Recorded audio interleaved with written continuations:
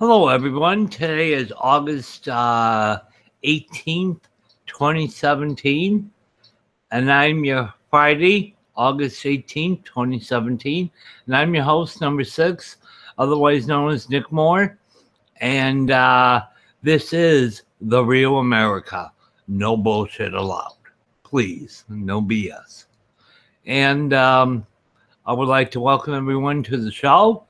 And it looks like I have plenty of audio there and good video. And thanks to the sun out there today. It's a sunny, warm day, and just sitting back and enjoying it.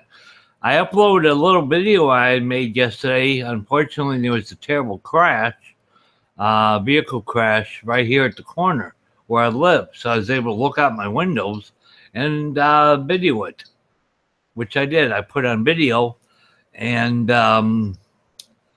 it looked like the elderly lady who was driving. See, my wife was outside. She was coming up the walkway. As a matter of fact, she had just parked her car.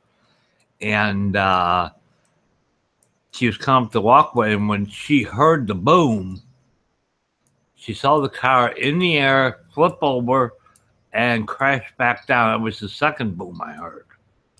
It crashed back down the white car and landed right at the curb. Curb stopped it. And woman, elderly lady was trapped. What happened was that there's a stop sign here on the side street, and the other street is kind of busy, right? I think personally the truck was probably going a little too fast to pick up, but that's speculation. Bottom line is that lady has a stop sign, and she did not adhere to it. She did not give right of way to the other traffic from the other street that had the right of way legally. And as a result, the truck, along with all its occupants, there were like four other people in the vehicle, plus children, by the way. They were all taken to the hospital, and I don't know what happened after that. I don't know. But the lady should not have been pulling out from a stop sign because, after all, that means you yield to oncoming traffic, traffic from a different direction, which doesn't have a stop sign. So, yeah, you kind of pulled out in front of someone and got hit and knocked upside down. It was a good crash. Fortunately, everyone is alive and I believe well. I hope well. Maybe even released by this point. Although definitely that white car and that truck, the pickup, are definitely going to need some work. The white car might be totaled, but the truck looks possibly savable, in my opinion. I didn't do a close-up inspection or anything to be able to tell you for sure, but it looked like it could be repaired, at least from my vantage point in the video I had as well. It did look repairable, at least what it was. Like I said, the truck didn't have a lot of damage, but it did have a broken inner tie rod end. That's apparently where, when she pulled out, the truck struck her, was in that wheel. You know what I mean? And that caused the breakage of the inner tie rod end. Because I wonder maybe his tie rod end broke, suddenly broke and caused it to be like I call it a crazy wheel. When your tie rod breaks, your wheel sort of goes any direction it wants. Any direction. Yeah, I call it a crazy wheel. Anyway, for lack of a better term, I had this happen, but I was only going a couple miles an hour from a stoplight, a go light, I should call it, go light. And when I took off, it snapped. And I was only going like 2 miles an hour. So there was no problem with stopping. I pushed it over to the side. I had to straighten the wheel out several times because it's a crazy wheel.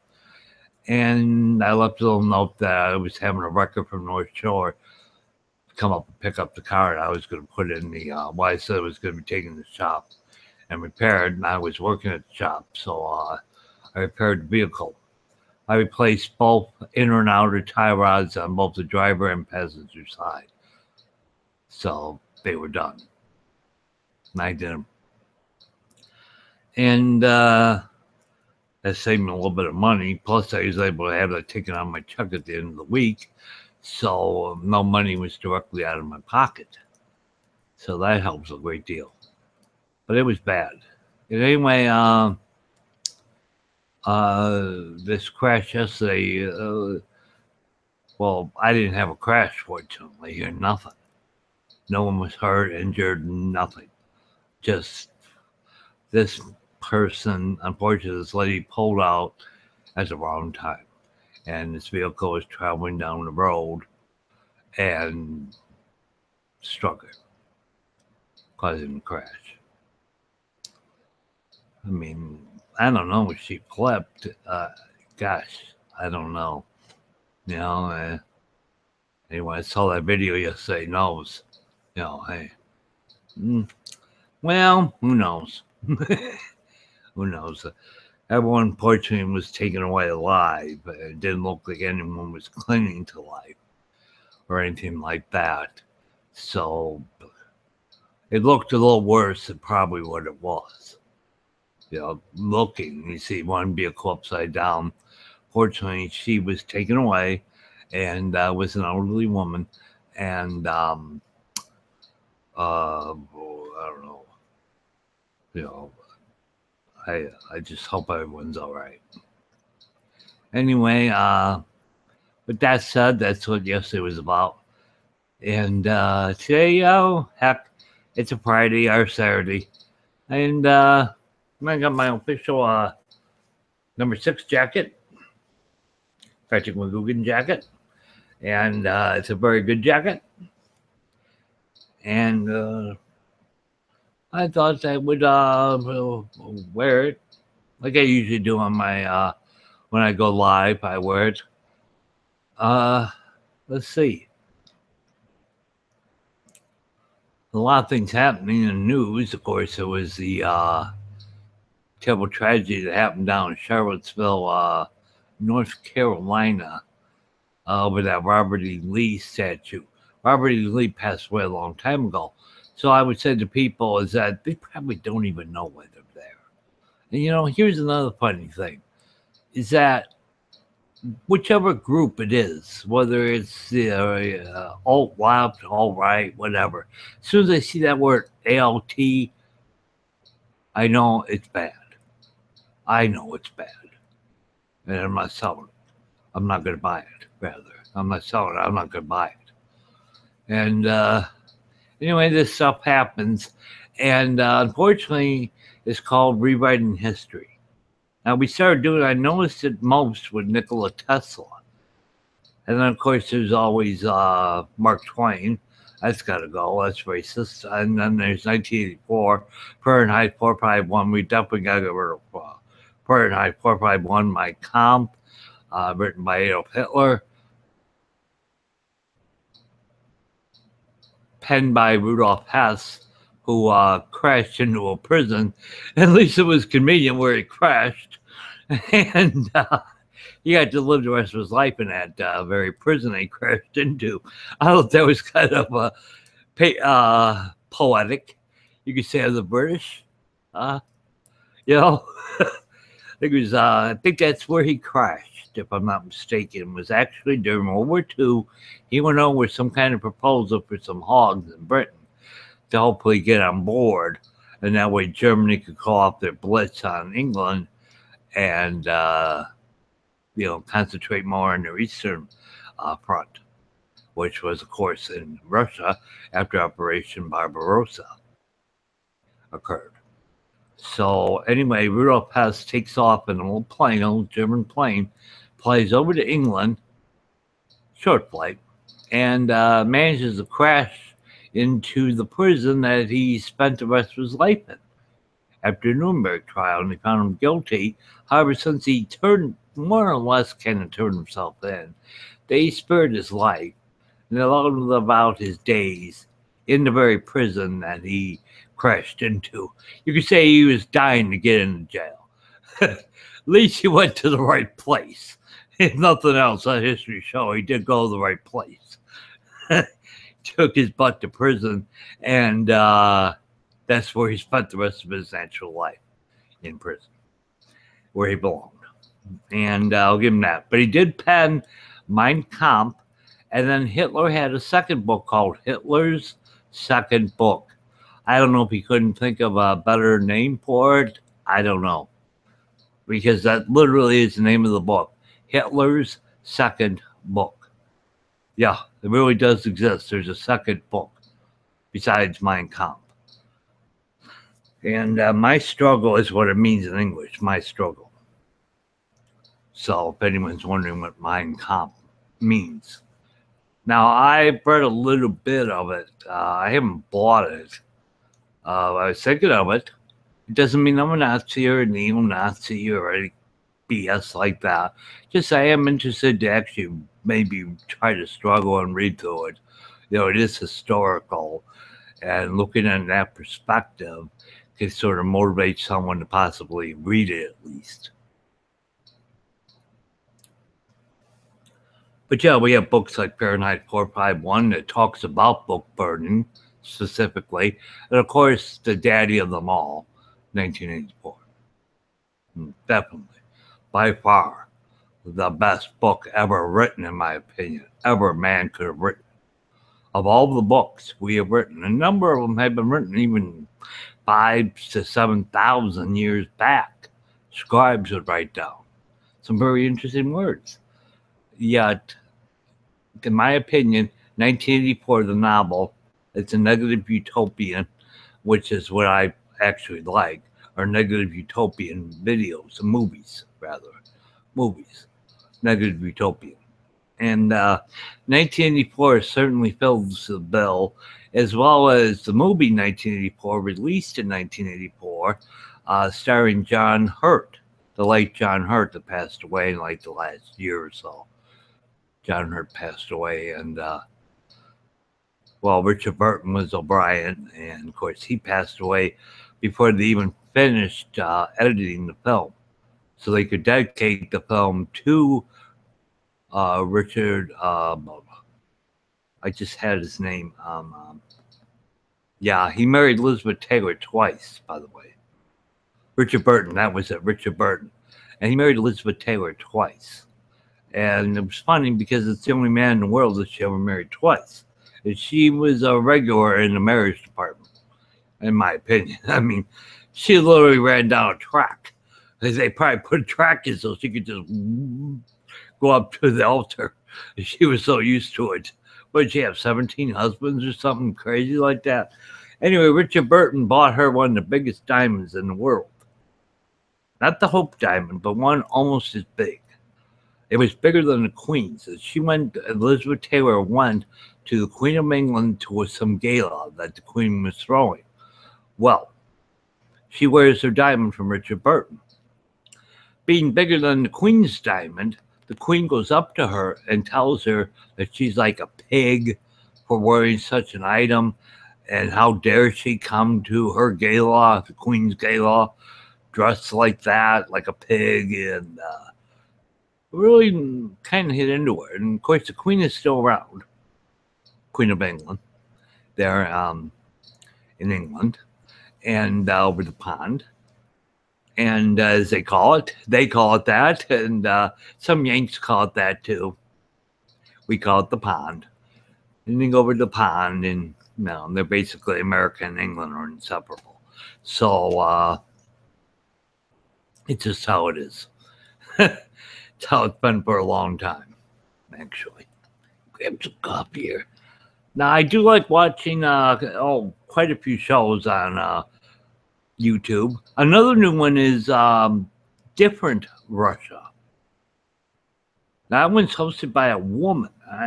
I forget her name, rather attractive woman, and she speaks in English and explains what life's like in Russia from day to day, as well as their beautiful dacha that they have. A dacha is a summer house.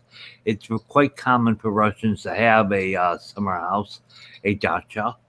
It's rather important. It's rather reasonable, like $100 a year for rent, and then you have taxes. They went up a little bit, like doubled, and on the property value, they doubled it.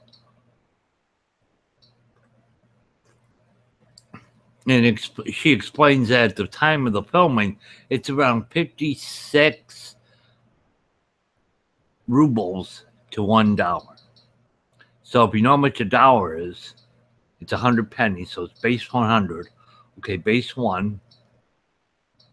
It's pretty simple. And the one video I watched from different Russia, it was at that day, it was 66 rubles to the US dollar. So I don't quite understand 157 to 66. That means it jumped. I guess it's good if you're an American or a Brit. That'd be great to hear. You someone from the UK or the USA, we would think, hey, that sounds great to us. Well, not so great if you live there and that's what you're dealing with. Let's say you make, I don't know, 20,000 rubles a week. What is that?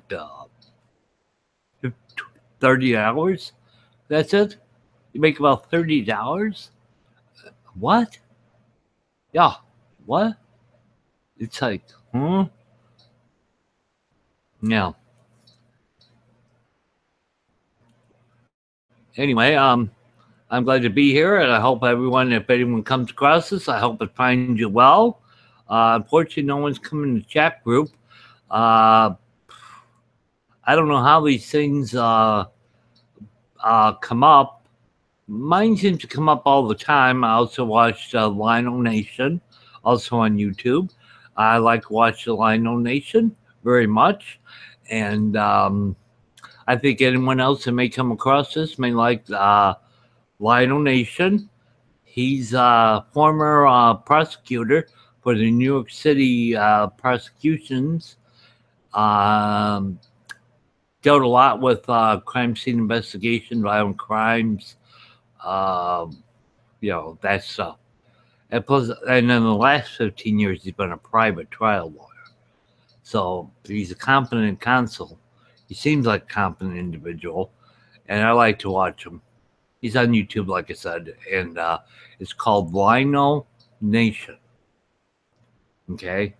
And of course, there's the real Russia, different Russia, and you come up with a whole bunch of other things. It's like a black hole. Once you go in, it just keeps on going and going and going and going.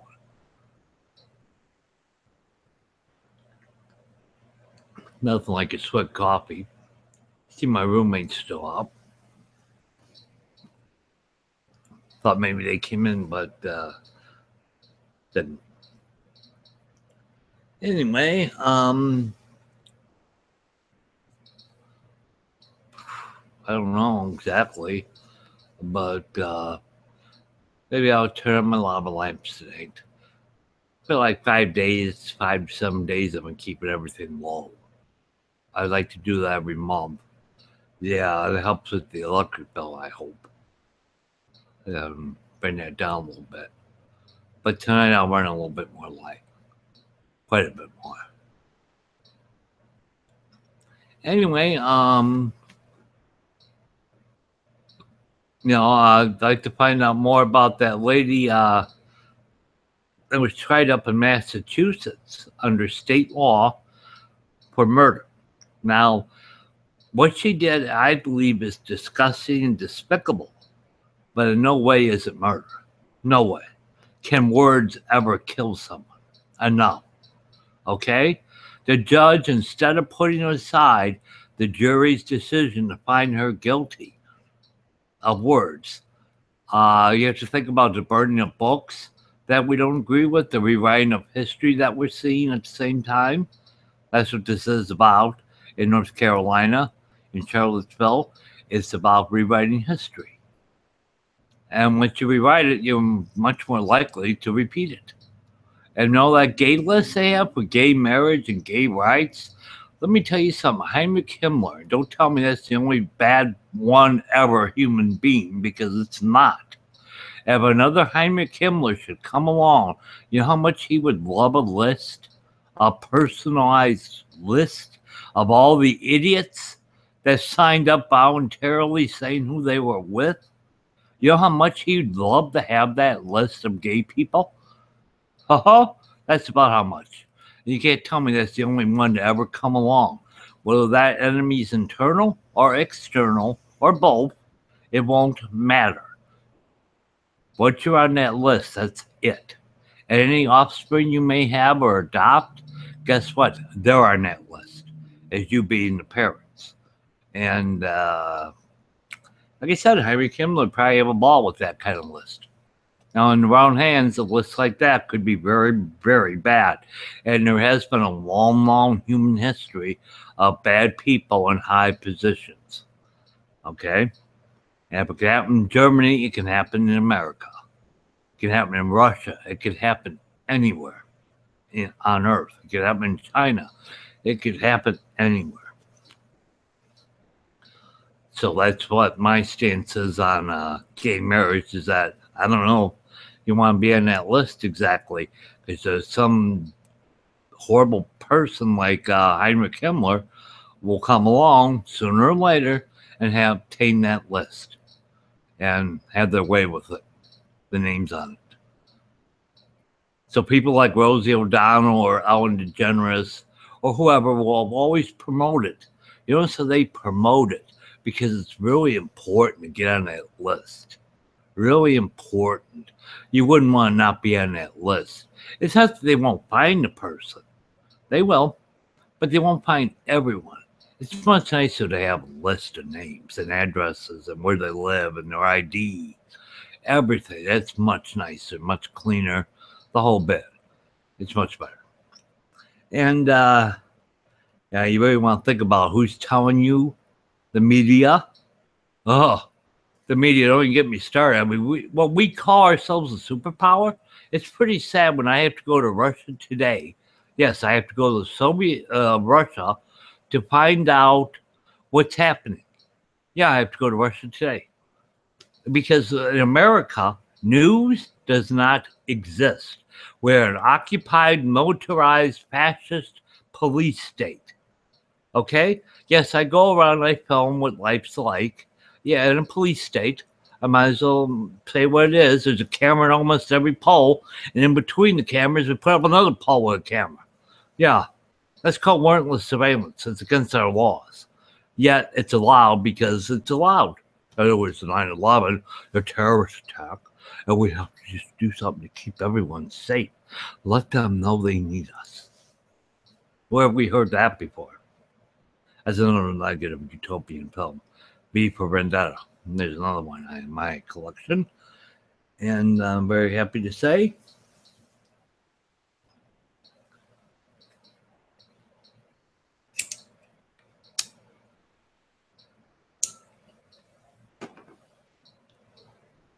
I found some really interesting truck films. The truck drivers have filmed, and they're on YouTube. And one was in particular, I was just watching it, was a fellow trucker driver, and he was going to Salt Lake City, Utah. Apparently, they have a big Walmart hub, Wally World hub there. He's dropping off his rig and going to take off from there and pick up another load and go somewhere else. His name is Indiana something or another. I can't remember. It was Indiana something or another. He's a truck driver. He's a trucker. And it was called Donner Pass. He was driving over Donner Pass, and it snowed. It's April. He said it was April. And there was a little bit of snow. It snowed overnight on Donner Pass. And Impotence. It's Impotence. Donner Pass. They started out way too late. They didn't even leave Springfield, Illinois. That's the capital of Illinois. It's about an hour and a half from here. Maybe about an hour, 20 minutes from here on that part of South. And he's in that part, the capital, Springfield, Illinois. They left from there, and they traveled to St. Louis. They picked up more people for the Donner Party. They were all going to be 49ers. looking for gold and find a little patch of earth and make a claim if there's some gold, find some, make a claim, go to the county office, and you may pay a few dollars, it may be free, the little piece of land, and you can go ahead and find gold on it, and that's how 49ers made some money, It was a gold rush. And the Donner Party was going to be part of it. Unfortunately, they decided to pay a man who they'd never seen before some money because he knew a special way to go, a shortcut. Well, anyway, the Donner Party proceeds down the shortcut, realizes that, whoa, this is not somewhere we should be. We should be back on the main road, or what they called the road back in those days. They should be on that, kind of like Route 66. We should be going that way. We want to get to San Francisco, darn it. And so they're trying to get there, and they get caught up at what's called now Donner Pass because of the horrible what happened next. Eventually they ate the horses. They went through their supplies pretty quick. They were dwindling as it was. They were getting close to their destination, but they were trapped up in the mountains. Yeah, and like I said, they ate their supplies up. Then they ate the horses, and then they started eating people. Now they said the ones that lived said that, well, the people had already died. But I know this much myself, is that if a human being or any animal starves to death, their meat, right? The meat, that becomes useless. There's no nutrients in that meat whatsoever. That's why the person starved to death. Now, if you bonked someone on the head, hit them with a wrench or something, or I don't know what they use with horses. There's got to be some long metal thing, pry bar or something, and whack the person in the head and then eat them.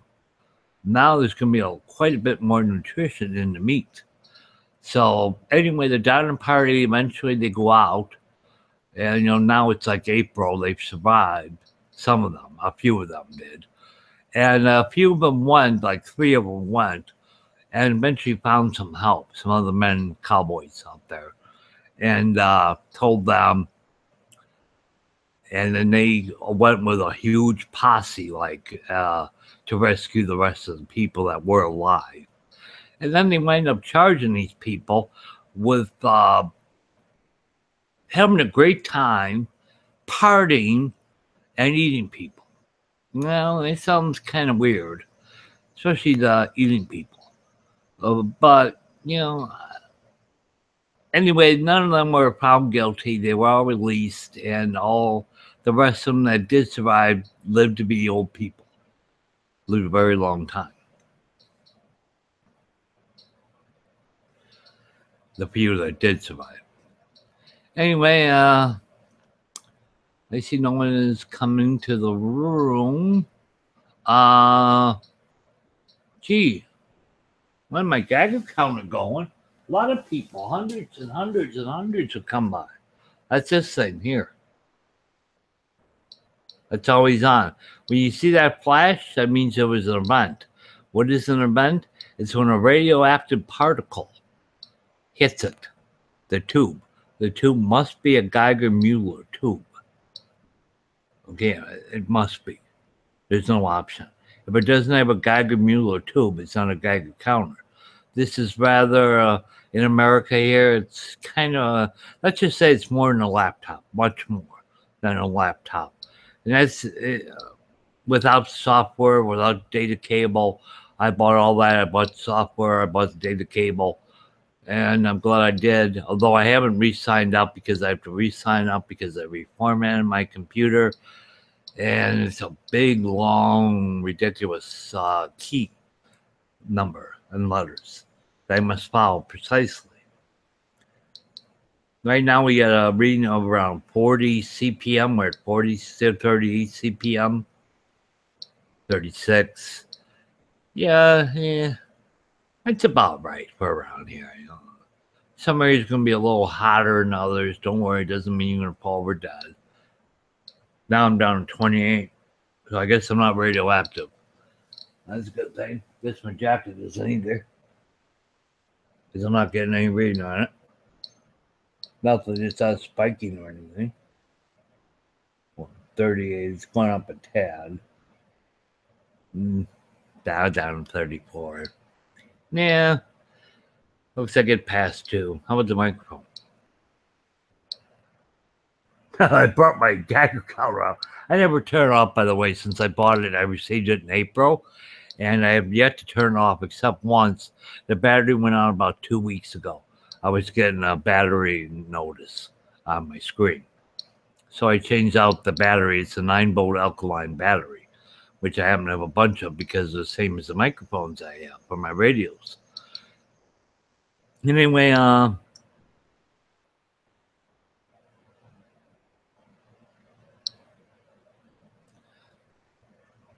I have a bunch of uranium here on the floor that I can test this unit out with. It varies in price. The best deal I got came from the other side of the earth, came from Czechoslovakia, the Democratic Republic of Czechoslovakia. Republic of Czechoslovakia. The other side of the earth. And that was the best deal. It was $10 in U.S. currency. It wasn't much money, and I received quite a bit of uranium, glass uranium. So that, and then I bought this, like I have hundreds now of these little beads. They're radioactive too. They're made of uranium inside. They have uranium. And it registers on my counter, so I can test it whenever I wish. It's not a real scientific test or anything, but it is uranium, it is radioactive. And I have the alarm, the heads up, rather, I call it. My alarm set for 100 CPM. It's counts per minute. That's internationally recognized. We also, in America, we use sieverts or microsieverts.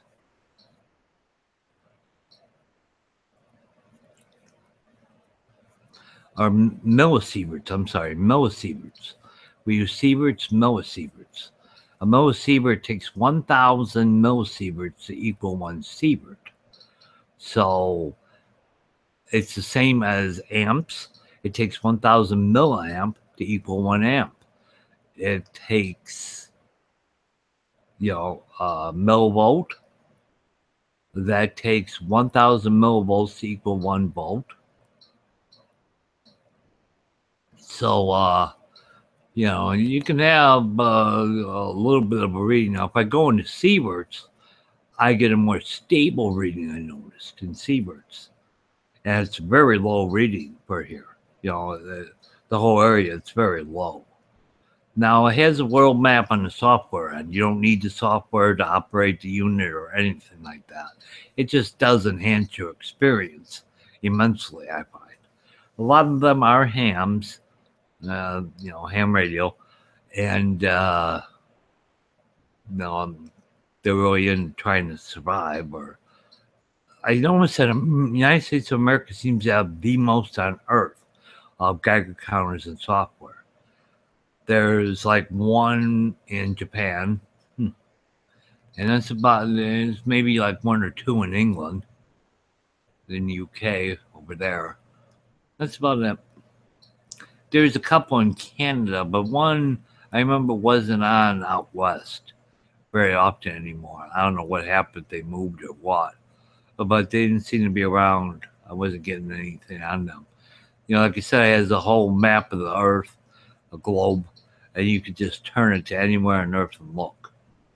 It'll show you where all the reactors are, their names, the locations, countries. You can see what the current readings are of people that have Geiger counters, and they have the software. America is loaded with, along with our West Coast especially, and our East Coast. Have a lot. There's quite a few in New York City. One's a cab driver. He carries it every day into his cab and goes off driving just to get readings. Sometimes in New York City, you hit a hotspot. Now, fortunately, you're rolling right over it, so okay, because it's gamma. That would be gamma, and you can get a hotspot anywhere. You don't want to be a hotspot. It's one thing to roll over one. go on your merry way. But it's quite another thing if you decide to build a home and live there. That would probably be quite a big difference. Yeah. There's some wild things to look up on radiation. A great one is she's a real Annie Oakley, uh, BioNerd23. She can be seen here on YouTube, and her name again is BioNerd23. And like I said, she's quite an Annie Oakley, a daredevil, and really gets into all kinds of things. You want to learn about plutonium? You want to know a little more about uranium? There's also a very good video set called Periodic Videos. Yes, the periodic chart. Periodic Videos. Sir Martin, he's a professor and he was knighted. So he's Sir Martin, although he himself says he does not like the Sir. Now, he personally knew Albert Einstein, by the way. He even has his chalkboard and chalk that he used to write MC squared. So this man is somebody, he lives in, he's British, and he was born in France of Russian descent. And the first poem he recited, it was in Russian, and then he translated into English and recited again in English. And that was, he said, the first poem that he ever wrote. Well, it says my battery's running low. Gosh, I better plug her in. Okay, if everybody can hold on for a moment, get my butt up and plug this thing back in. It's good to discharge your laptop battery every day and recharge it. Keep that up, that cycle up indefinitely. Your battery will last a lot longer. Anyway, I'm getting no. Let me plug that power supply in, plug it into the computer.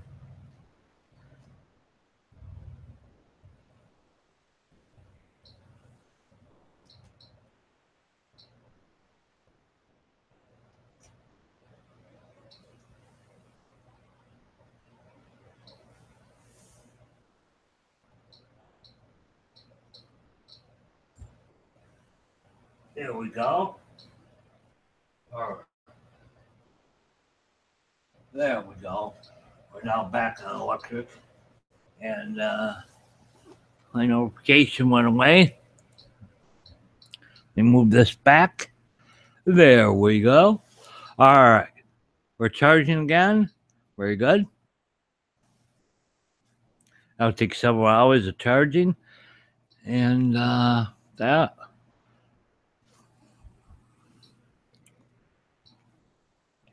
Give me some more coffee.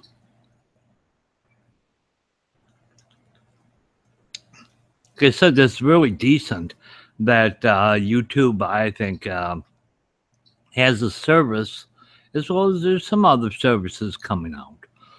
And it's really great that we're able to get on here. You know, I pay a little bit. I get what's called YouTube Red and have a great time with it, by the way. A terrific time. I don't regret that at all. I only regret that I can't get YouTube TV and that maybe Google, YouTube, or some other company could become the ISP, like Google or YouTube could become the ISP, because I'd much rather have them as an ISP. It'd be probably cheaper and faster than anything else out there. And then you wouldn't have to deal with any of the rest of them. That's it. The reason why I'm with who I'm with is because there's really no other choice. You know, so I'm kind of, up the creek there without a paddle. So definitely, I'm careful of that. Anyway, um,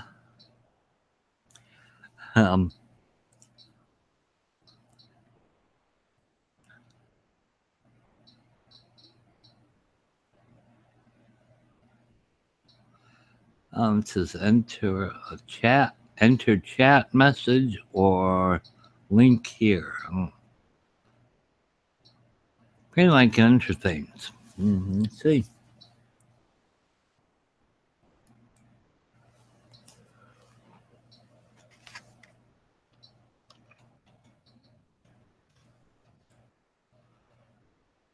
says me test. Okay. Let's try a moat. Lionel says there's this one lady, Torres, I think her last name is. She's real big on emotes.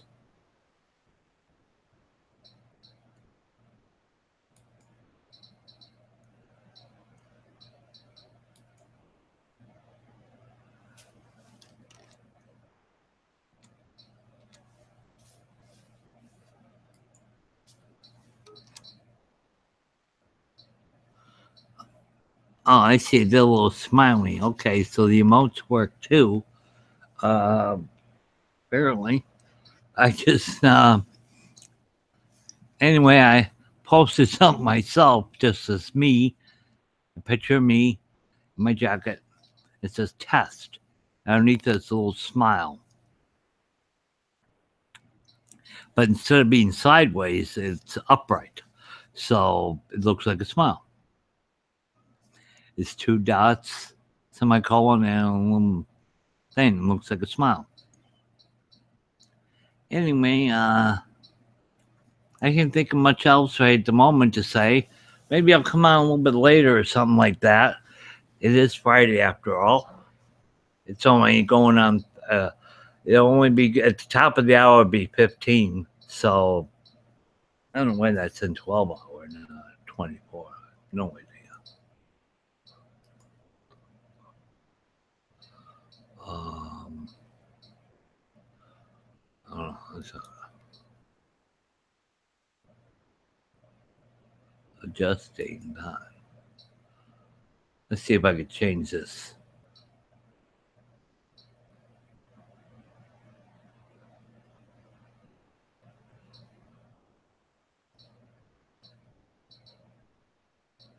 I'm on what?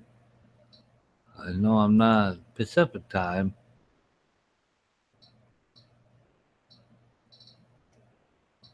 Central.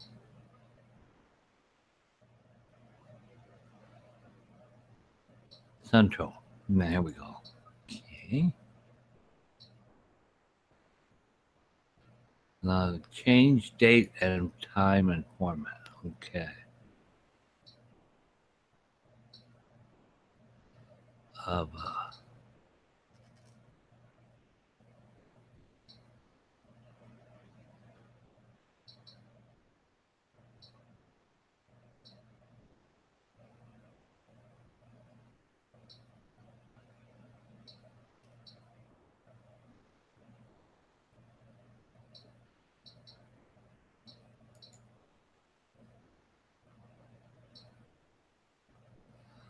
oh gosh.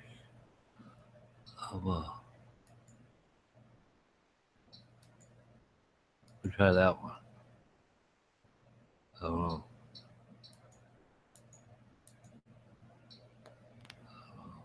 no. Still says I'm at 4:48 Central Time.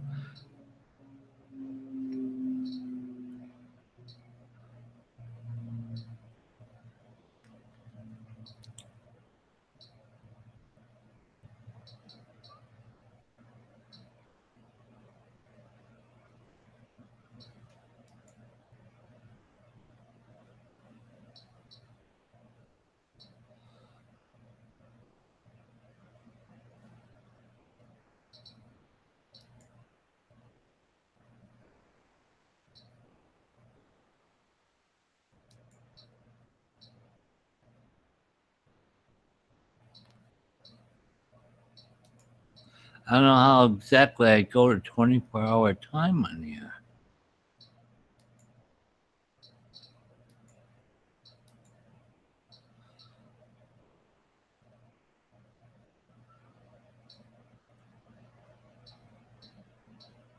Oh.